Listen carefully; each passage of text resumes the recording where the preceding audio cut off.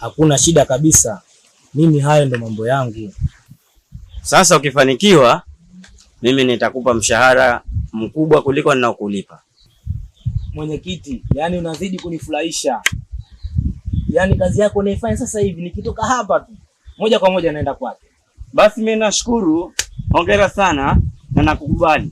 Na nakuahidi sitakuangusha. Asante kijana wangu. Fanya kazi.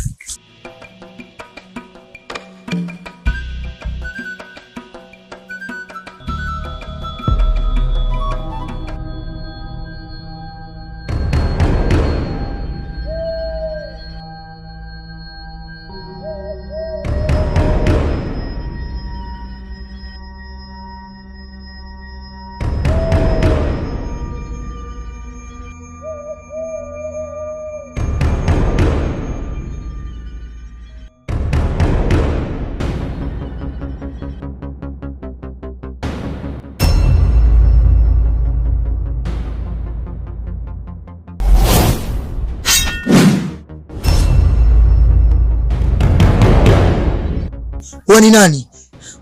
Na unataka nini?